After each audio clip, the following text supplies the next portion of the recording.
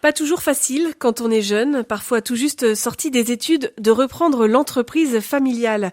Alors pour accompagner ses successeurs ou héritiers, Philbert Corbregeot, chef de la tribu Mathura, révélateur de talent depuis 20 ans, et Cécilia Laurent, directrice générale adjointe de PRB, qui va prendre la suite de son père, se sont associés pour créer l'an dernier le Cercle des enfants dirigeants d'entreprises familiales.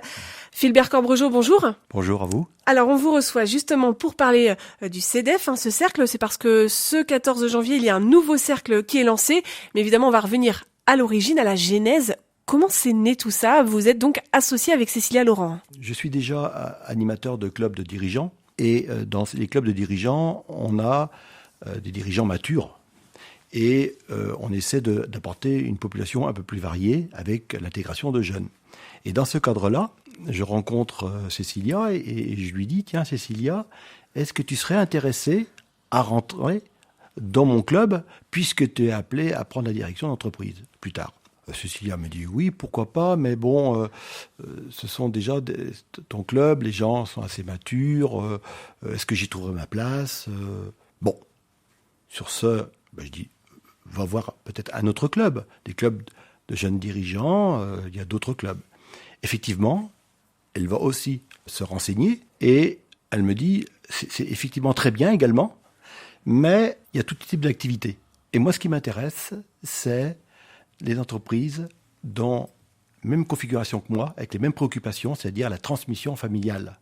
Qu'on a les mêmes préoccupations, parce qu'on travaille en famille avec nos parents, peut-être des fois nos cousins. Il y a un côté confidentialité. Je dis du coup...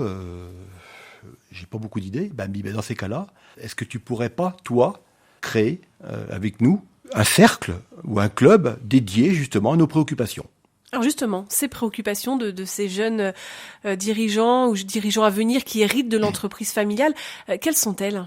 Déjà, je n'avais pas pris conscience qu'ils étaient si nombreuses que ça, ces préoccupations.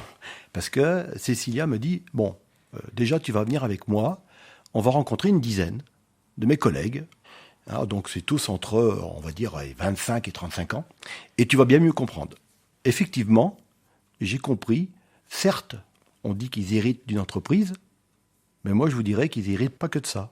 Parce qu'ils héritent d'une culture, ils héritent de traditions, des collaborateurs qu'ils n'ont pas choisis, même s'ils sont dévoués aux dirigeants actuels, d'un style managérial des parents, et tout ça dans un contexte mouvant, aléatoire, incertain et complexe. Je ne sais pas si c'est toujours un cadeau, vous voyez ? Et dans ce contexte-là, ils ont besoin de partager. Parce qu'avant, c'était beaucoup plus stable, l'environnement. Donc les parents avaient une stratégie, ils pouvaient y aller. Maintenant, tout bouge très très vite. Maintenant, on a besoin d'échanger, de confronter les bonnes pratiques. Et c'est ça qui est chouette. D'abord, apprendre leur métier de dirigeant, certes, de gouvernance d'entreprise, mais en même temps de confronter, partager, ne pas être seul. De ne pas s'isoler. Tout ça, c'est nécessaire. Il en va de la pérennité souvent des entreprises. Oui, je peux vous donner un chiffre. Il y a plein de statistiques qui sont données, mais il y a une école une grande école française, les auditeurs pourront retrouver facilement. Il me semble que c'est l'EDEC Business Family qui dit que 12% des entreprises familiales vont jusqu'à la deuxième génération en France, alors que c'est 65% en Allemagne. Est-ce que vous voulez que je vous en dise davantage ? Vous voulez des explications sur la compétitivité des entreprises ? D'accord ? Alors, certes, il y a des variantes. En Vendée, c'est certainement beaucoup plus. D'accord ? Ok. Mais si on n'en aide pas ces entreprises, elles vont être achetées par des groupes, elles vont être délocalisées, voire même certaines fermées. Donc, c'est d'utilité publique ce que l'on fait là. Il y a urgence à aider ces jeunes. Parce qu'ils ont le courage d'y aller. Attendez, ils ont le courage. Moi, je les admire, hein. Je les admire. Alors ce premier cercle, il a été lancé il y a près d'un an. Ils sont aujourd'hui 15 à l'avoir rejoint. Donc c'est ouvert à des jeunes âgés de 18 à 38 ans. Ce premier cercle au niveau géographique, il est un peu plus étendu que la Vendée. Hein.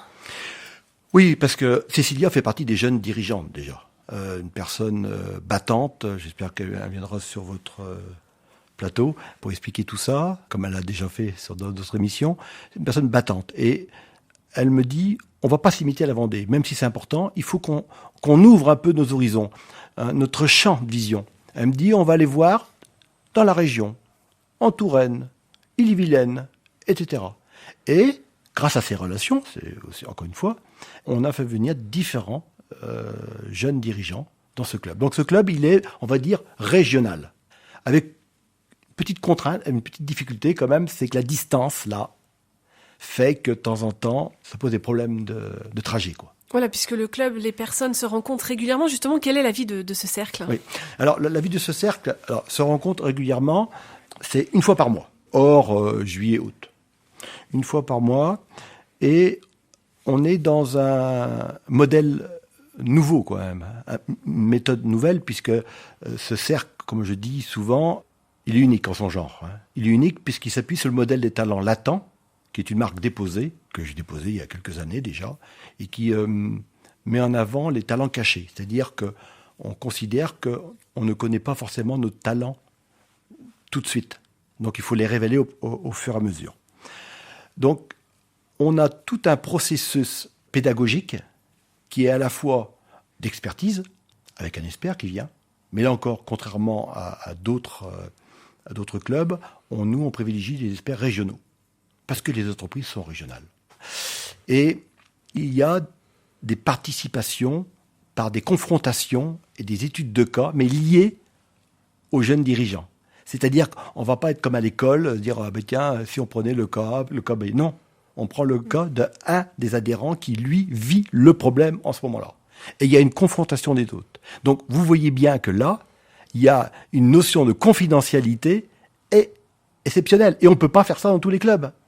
On ne peut pas faire ça dans tous les clubs. On ne peut pas dire dans tous les clubs, voilà, j'ai un problème de transmission, départ avec ma sœur ou mon frère ou la famille. On ne peut pas dire ça devant tout le monde. Donc, 1, expertise, 2, confrontation, et 3, capitalisation. Parce qu'on est dans un mode d'apprentissage de son métier de dirigeant, de demain. On n'est pas dans je suis déjà dirigeant, je viens confronter, je viens m'améliorer. Non, je viens ici apprendre mon métier de dirigeant. Justement, il y a un élément important, c'est que vous aidez aussi à une prise de conscience, parce que quand on arrive à la suite de son papa ou de sa maman, d'ailleurs, à la tête d'une entreprise, on n'a pas forcément les mêmes qualités, on n'est peut-être pas bon dans les mêmes domaines. Eh bien là, vous touchez le point central de ce cercle, c'est qu'il s'appuie sur les talents latents, comme je vous ai dit tout à l'heure. Et les talents latents, ce sont les talents cachés. Alors, je vais faire une opposition avec les talents patents, qui sont les talents apparents, qui sont souvent connus par l'école, vous savez, les capacités intellectuelles. Mais il y a d'autres capacités, relationnelles, émotionnelles, opérationnelles, sensorielles. Maintenant, revenons à notre cercle.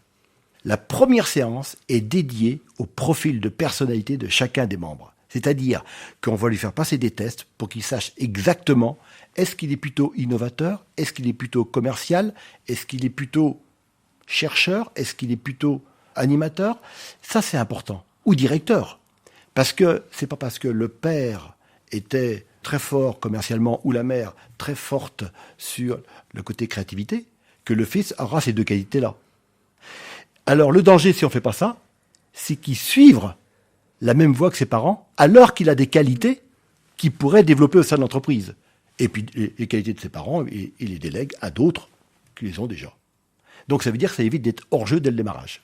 Voilà. Et donc vous lancez un deuxième cercle ce 14 janvier parce qu'il y a vraiment une demande. En fait, je ne sais pas vraiment s'il y a une demande. Je sais qu'il y a une problématique nationale, d'accord ? Moi, je suis un serviteur, entre guillemets. Je suis un serviteur. Les jeunes viennent me voir. J'en suis flatté, d'ailleurs, parce que j'ai 58 ans. J'ai une carrière longue. Voilà. Dans 2 ans, je suis à la retraite. On vient me voir, dit tiens, est-ce que tu pourrais nous aider ? Non, moi, je suis très, très, très flatté. Donc maintenant, je pense qu'il y a un besoin dans tous les départements. Mais je dis je pense. Là, on est dans un secteur dynamique. Vous voyez, on le dit tout le temps, la Vendée, Pays de Loire. Est-ce que ça sera la même chose dans d'autres secteurs ? Je ne sais pas le dire. Tout ce que je peux dire, c'est que tous ceux qui voudront nous soutenir seront les bienvenus. Et là, je pense que j'ai oublié un élément important, c'est que on a des partenaires. On a des partenaires qui viennent justement nous aider sur le sujet pour trouver les experts. Et notamment, il y a BDO, il y a Océan Participation, Océan Notaire, Crédit Mutuel, Fidal, Tessan de Froment et HS Avocat. Tout ça viennent appuyer leur expertise à la fois technique et financière pour faire vivre ces clubs. C'est quand même important. Voilà, donc ce deuxième cercle qui est lancé ce mardi en Vendée, il y en aura bientôt un troisième également en Ille-et-Vilaine et Morbihan, et puis d'autres peut-être à venir dans les prochains mois ou prochaines semaines. Si nos auditeurs veulent des renseignements, on les invite à se rendre sur le www.cdef.fr. Philbert Corbregeot, merci beaucoup de nous avoir présenté ce cercle. Merci à vous.